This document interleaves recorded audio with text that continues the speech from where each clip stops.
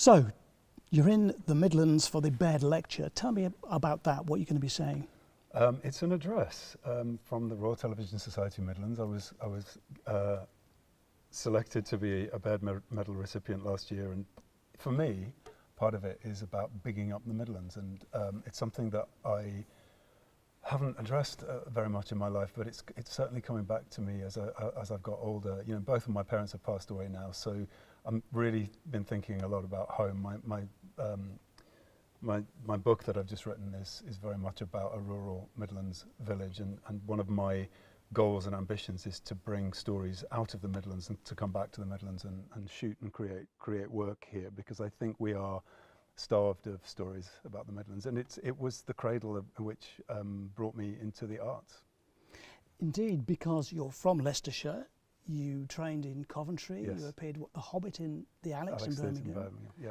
So Midlands through and through, but yep. Of course you have to adapt. You've got to go out there and you know, make a career, which probably isn't always going to be in this neck of the woods. No, but I do have a theory about you do have to sort of spread your wings, fly the nest, go see the world, and then ultimately what pulls you back is home. And you know, I've been really lucky. I've had opportunities in America, but in recent years I've thought, well, why would I be telling stories that are not rooted in the place that I come from? I think it resonates with you more strongly when you're telling stories that come from your home. So Tolkien talks about that a lot. I mean, all of his stories were sort of rooted in hearth and home. So the Midlands and Leicestershire for sure is featuring in my creative process right now. And you've had thoughts about the Battle of Bosworth and its anniversary coinciding with your birthday. Yes, it's I named my production company White Boar Films because it was the emblem of Richard III, after who I'm named because I was born on the anniversary of Bosworth. And there was once a plan to build a television show based on Sharon Penman's book, The Sun in Splendour, but we never got to make it. I think maybe it will remain as a pipe dream, but it's nice to be associated with that because he's such a sort of emblem of Leicestershire. You know, these days, never say never, though. Never say never. You're obviously an author as well. Which really was your burning ambition? Was it the acting? Was it the writing? Was it the music? And how did it all come together to be this? Let's face it, you're pretty good at everything.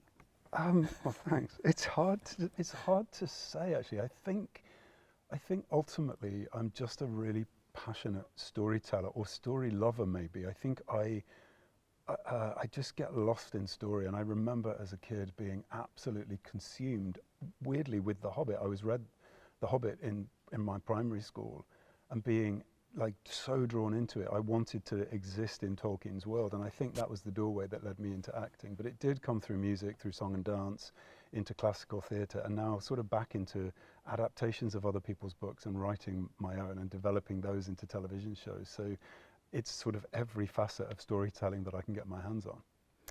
Red Eye, I have to say, I enjoyed it immensely. Edge of my seat all the time, watching that. As fun for you to make, I wonder, as it is for us to watch? Yes, yeah. I mean, it's strenuous, I imagine. It's the kind of television I absolutely love, which is a sort of escalation drama where the pressure cooker of a confined situation, like an aeroplane, where all of these things are happening that are out of these people's control, and they've somehow got to get out of it. And Peter Dowling is such a brilliant writer that he just, kept tightening the sort of bolt. So it was just brilliant. It was really fun to do. Do people look at you twice when you board a plane and they're sitting there now? When the show was on TV, I did get a couple of double takes, and I was on a return flight from New York, and so I leant over to somebody and was like, "Don't order the vegan meal." I'm really looking forward to sitting next to somebody while they're watching it on the screen. I think that would be kind of amusing. It's going to happen. Another series? Yes, ITV have commissioned a second series. I don't know if there is a role in it for a doctor, but maybe further down the line if it does well. That'd be great. It'll be great. And you can see the first series, of course, here on ITVX Still anyway. on ITVX, which is brilliant. Yeah. As we look ahead now, what's the burning ambition? You've done lots of darker kind of characters. Love the darkness. Love the darkness. Bit of comedy, maybe?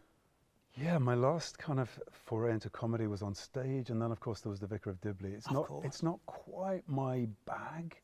But in terms of burning ambition, really, my first novel, Geneva, which is now out in paperback, we're developing it for screen with Sony UK. So if I can see that through to fruition to screen and find a great broadcaster, ITV, then that would be a dream come true, really. Could you have imagined, when you look back at the lad from Leicestershire, who you were, where you'd be today? Not in a million years. Yeah, never. So how does it make you feel? You know, my mum, I overheard my mum once in the kitchen talking to her friend, and she said, when Rich says he's going to do something, he really does it. And I overheard that, and I didn't know that about myself. And I think I took that away with me, so that when I started to say I was going to do something, I had her voice in my head thinking, you can't back away from this now. You've got to see it through. So that's what I do. And that is the voice that stays with you. Yeah. To have that kind of support. Yeah. And not everyone has it. No. You know? So it's a blessing, isn't it, really? Yeah, it really is. Well, listen, it's fantastic to see you here in the Midlands, and we look for. There's so much more we could talk about. We could go on all night, couldn't we? Yeah, we could. But thanks so much again for your time, Richard. It's really great to see you. Thanks, Wes. Nice to talk to you.